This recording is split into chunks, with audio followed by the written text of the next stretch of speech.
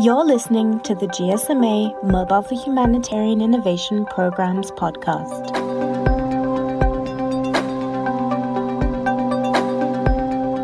Welcome, everyone, to the GSMA podcast on innovation in the humanitarian space. You're listening to an episode on the role of mobile money in humanitarian crises. I'm Maha Khan, the Director of Insights for the GSMA Mobile for Humanitarian Innovation Program, known as M4H. We're a team under the GSMA Mobile for Development program that focuses on leveraging mobile technology for social impact in low and middle income countries. Our vision at M4H is to accelerate the delivery and impact of digital humanitarian assistance, and our objective is to build a digital ecosystem in humanitarian contexts. The subject of today's podcast is one of the 5 core themes of the M4H program. I'm delighted to be joined by Rosa Akbari, who is the Senior Advisor for Technology and Development at Mercy Corps. Rosa helps field teams leverage lowest common denominator technologies throughout Mercy Corps' fieldwork, with a special focus on humanitarian cash and voucher assistance. And she is currently based in Beirut. So welcome, Rosa, and thank you so much for joining this podcast. Can you please tell listeners about your work with Mercy Corps and particularly how your work intersects with Mercy Corps' cash and voucher assistance programs, which I'll refer to as CVA for short? Sure, and thanks. Excited to join you all here. Thanks for having me. So on paper, I support teams in their general decision-making and rollout of new technologies within their programs. In practice, most of my time is indeed spent coordinating support efforts alongside our cash and voucher practitioners and other advisors, which can range from proposal development to procurement to setting up data management systems, and with that, payment systems. Over half of our humanitarian programs are cash-based, so there's quite a bit of work to go around. And we've also instituted minimum standards to ensure quality cash programming, which really highlights our desires to optimize information management, strengthen our participant feedback mechanisms, and be consistently assessing local payment providers and products to make sure that we're taking advantage of the most appropriate and the most secure payment methods that we can, with the appreciation of course, the local regulatory environments that we're working in. Thank you for that, Rosa. Earlier this year in Nairobi, the M4H program launched 2 handbooks to support mobile network operators that I call MNOs and humanitarian organizations actually operationalize mobile money-enabled CVA. And we think that mobile money could be the future of CVA, but only in contexts where it makes sense. So for example, when humanitarian organizations and mobile money providers forge long-term partnerships with a shared vision. We've seen successful examples over the last few years, but we've also seen failures and consistent pain points in this space. So Rosa, in that light, I'd really love to understand how Mercy Corps evaluates mobile money against other options when you're rolling out a CVA program. So the decision-making process involves a few different elements. When we're looking at payment providers and what we call transfer mechanisms, because it's not always straight cash that we're giving. Sometimes we're using vouchers, so we say transfer mechanisms. But it's a mix of formal assessments of personal or observed experiences and perceptions as well of what potentially may work, especially if it's never really been used before at scale in a humanitarian response. To me, I think one of the biggest deciding factors is the local market and the merchant acceptability of the payment type, as well as the participant's preference and really what they trust the most in the form of payment. Is it widely used? Is it accepted? We consider safety and protection concerns. Will this form of transfer put people in danger or not? Will the intended participant actually receive the form of payment, which I think is a pretty big consideration when we're thinking around mobile payments? And the provider's maturity in terms of a business and a scale and service provision. Have other organizations used it before? If so, to what scale? And how easy is it to contract and support the type of response that we're really looking for and the expediency of response that we're looking for? With the newer forms of digital payments, which mobile money in most of these contexts falls under as well, there's also the team's willingness, or the perception and the team's willingness to how hard will this actually be? Are we able to take this on in lieu of other payments and actually set up and train people quickly enough on this emerging payment type? And how much sensitization will it take for both the local market as well as really our participants to understand this new form of payment? which sometimes that plays into the speed of the rollout, which again is a pretty big component of whether it's appropriate for emergency and humanitarian response. That's really helpful and actually leads me to a question. In the handbook that I just mentioned, we discussed that a mobile money CVA program really requires investment in terms of time and resources. So it could be personnel or setting up infrastructure, depending on the context and maturity of a mobile money system. And I know that Mercy Corps considered using mobile money in Iraq, but the existing local Hawala money transfer system is very competitive. So just wondering some of the reasons why you did not end up using mobile money in Iraq. So in 2015, Mercy Corps led the creation of the Cash Consortium for Iraq, or what we call the CCI, where it's comprised of 5 NGOs, where all 5 then were considering really the best methods of transfer. Most of the NGOs were already doing money transfers at that time using Hawala, and so some of that decision-making was actually legacy. And there was a comfort and familiarity already using Hawala that was brought into this new consortium model. But with the combination of the NGOs working together, the scale of the response became much larger. So our latest statistic from December 2018 was the combined caseload was 75,000 households have been served, which is around 450,000 individuals that have been reached. But really, if I think back, I think the scale was really a big motivating factor. At that time, especially, the mobile operators were just starting to roll out mobile money in the country of Iraq. Where we're operating is primarily a bulk of it is in the Kurdish region and then throughout the rest of Iraq. But depending on where you were, the maturity and the reach of mobile money really wasn't quite there yet, especially in the more rural areas and hard to reach areas that we were doing our response. And the quick startup, I mean, when you have something like the fall of Mosul, which was in 2014, we really had to be on the ground and very quickly start our programming. And if I put myself in the shoes of those who are organizing the transfers, they just needed something that worked then. And often they needed a workforce to also help them roll this out, which is where I think the informal money transfer agents or the Hawalas really have an added value in that they already had their distribution networks there. They're already familiar with the clients and the participants that we were trying to reach, and they could complement our distributions and be there on the ground, actually being there physically distributing the money, which is a model that I think the mobile money agents in Iraq, at least, started to mature, but at that time, they weren't really there yet. Okay, and so now, given everything you said and thinking about the current situation in Iraq, what incentives do you think Mercy Corps and mobile money providers have to actually build the mobile money ecosystem in the country?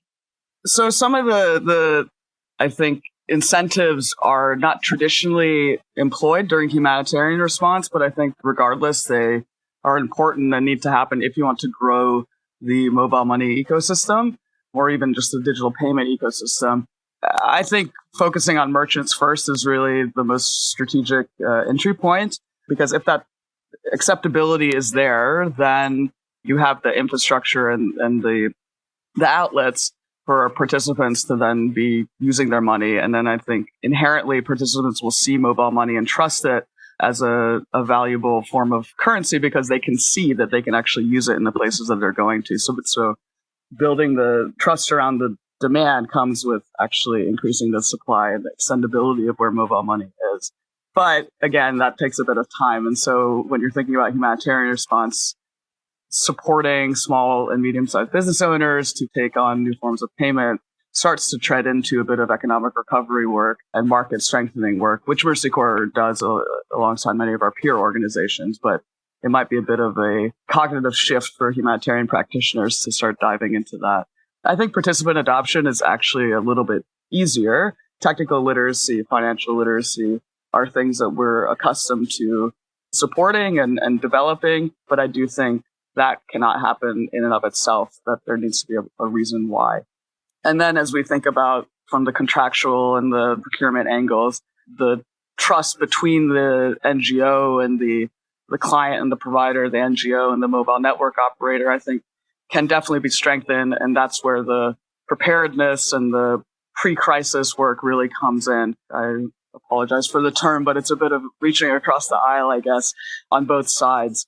And for it not to be, the mobile operators trying to sell their service to the NGO, and the NGO is just looking at the MNO as a service provider, but really together, how can you think of designing the best type of transfer-based program up front and really taking the strengths of both sides and doing that programmatic design together? I think, again, isn't that difficult? We do that with our tech partnerships and everything else, even within humanitarian response. So I think with the payment providers, we definitely can be doing that a lot more, but it just takes a little bit of foresight to build those relationships and create opportunities for that trust to be built. Okay, and I'm glad you bring up participant adoption and trust, and you also mentioned building a product so that you can sensitize people. And of course, we don't want to simply push a technology on our clients or participants, as you refer to them. We would prefer that they're comfortable with the technology and, of course, they understand the benefits of the technology. And I'm wondering whose role it is then with the sensitization part, or who is best placed to actually run these sensitizations with participants, and at what point do you actually conduct these? Introducing new payment methods requires guidance and convincing. The example I've often used with explaining to friends, even what I'm doing for work, is teaching people how to use something like Venmo or TransferWise or PayPal for the first time. It was likely somebody had to show you how to do that, and you were a little hesitant even when you press send if the money would even get to the right person. And that's really what role the NGOs are playing with participants. That sensitization, depending on how complicated the payment method is, usually happens a day or the day of receiving the payment method. And so I think one easy to visualize is when we do distributions of prepaid ATM cards, which we've done, we've used in Jordan and Colombia, where the sensitization actually occurs right at the moment of distribution when we distribute the cards, where we explain how PIN numbers work, and then anticipating that people will be going to ATMs or potentially, large grocery stores or whatever it may be, that we make sure we have staff on hand who are available to help troubleshoot and help the participants use the card on the days that we anticipate that they'll actually be going and using. With mobile money, that gets a little bit trickier in that there's not a fixed location per se where people are going to, like an ATM, but there are money agents, obviously, and that starts to get into, I think, where that partnership with the mobile operators is quite important, where we really, as NGOs, are quite focused on the participant side. And likewise, I think for MNOs, there's really doing that same type of sensitization with the merchants. There's obviously a bit more investment potentially in terms of getting infrastructure into the certain kiosks or stores or whatever it may be, but that similar sensitization from the local market side, we can lead on the operators to do the same thing in partnership with us. I'd like to move on to partnerships between humanitarian organizations and mobile money providers. In the early days of cash aid delivery, I think that humanitarian organizations thought that mobile money would be a quick, easy, and cheap delivery modality with, just a simple contract. We're finding out that often this isn't the case. And strategic partnerships are really critical, and they take additional effort, time, and investment. So how do we then create partnerships that help both the sectors align on their respective goals, can spark conversations about innovative products or services that can meet your participants' needs, forge these relationships early, and really move beyond contractual relationships? So hopefully some operators are listening, and if anything I'm about to say resonates, then reach out to us. But I think there's a lot with that trust element, even between the NGO and the service provider, in this case, which is an MNO. It's something that I see regardless of whether we're doing cash transfer programming or forging a new partnership for other technology-enabled solutions. There's a lot of unknown, at least from the NGO side, of what it's like to work with a technology provider or with an MNO. And so there's a lot more room to grow and bring better understanding to what the private sector is like, how they operate, and how we can best meet in the middle, so to speak. One way that for cash and voucher assistance, that it's a step that NGOs do anyway, regardless, all those assessments that I was mentioning earlier, it might be helpful and actually help the MNOs understand how NGOs operate if some of that opportunity mapping and that assessment was done jointly. Because right now what's happening is that it's happening asynchronously.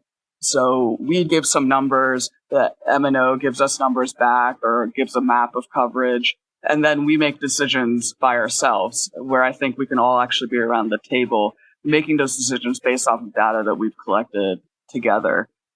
Another minor area where MNOs can likely use as an entry point more often is increasingly responses and multi-agency responses. You have cash working groups or cash and voucher working groups that are coordinated, often hosted by UN agencies in partnership with an NGO. And those are great venues. They meet every couple weeks. They discuss various things and various challenges on ground. Again, the MNOs don't have to come and attend every meeting. However, coming every now and again and showing that face, I think, does help bring that element of trust, of familiarity, and it allows the NGOs to see that. And I think that actually can go a really, really long way. Well, that's music to my ears. So thank you for the explanation. And so my last question for you, Rosa, is that we've talked about Iraq and we've talked about the general challenges in implementing mobile money CVA programs. What about successful mobile money CVA programs? What do you think has made that work? What have been the ingredients to a successful program? So I had to ask around with my colleagues what they thought were the most successful uses of mobile money, which ended up becoming digital financial services in not a typical humanitarian response. And so Ethiopia was the example that was detailed out for me. That it ended up being about a decade-long process where the first thought and ideas to move towards digital payments, mobile money that also include transitions and access to other financial services started with, mobile money wasn't even legal in Ethiopia. So a lot of it was advocacy on the regulatory side to advocate with the government for mobile money to be accepted, and then subsequently for microfinance institutions that we were working with to be able to use it. In many of the places where we work now, that regulatory hurdle has been overcome, but I still think there are elements of that even that we need to always remember in certain places where we're working, that we see it, especially in cash and voucher assistance, humanitarian settings, we see that now in the form of KYC or otherwise. Once we got the regulatory environment and acceptability and everything there, we did a lot of joint product development and product design with the digital financial service providers to make sure that what was being designed, in this case, it was for more agricultural programming for farmers and pastoralists, to make sure that the products and the services being designed actually were relevant and spoke to the clients that we were trying to reach. Again, that all took quite a long time, but then once we put in all of that legwork, the program could start at scale. And we didn't need to go back and figure out, how to convince people to use things. They came along the journey with us as all of this was happening, but it took a lot of time.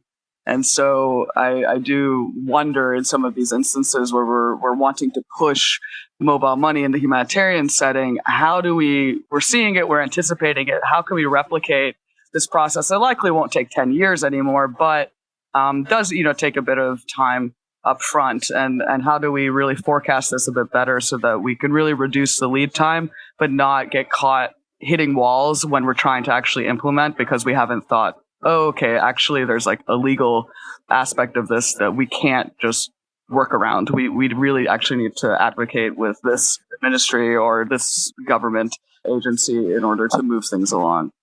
That's really helpful. And it seems that you're saying, there are a couple of ingredients like understanding the landscape, regulatory, as well as the maturity of the mobile money ecosystem, the players, partnerships, time, investment, etc. So that's all been really helpful. So Rosa, thank you so much for joining this M4H podcast. And thank you to the listeners. Thanks so much. It's been great to be able to speak on this. I hope people walk away from this seeing opportunity rather than challenge to overcome.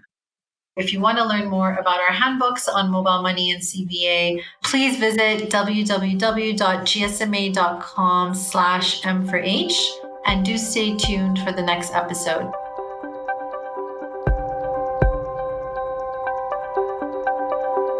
You're listening to the GSMA Mobile for Humanitarian Innovation Programs podcast. Our mission is to accelerate the delivery and impact of digital humanitarian assistance. We aim to reach 6 million people with improved access to and use of life-enhancing mobile-enabled services during humanitarian and disaster preparedness, response, and recovery by 2021. The GSMA Mobile for Humanitarian Innovation Program marks an evolution and expansion of the GSMA's disaster response work. The program is supported by the UK Department for International Development.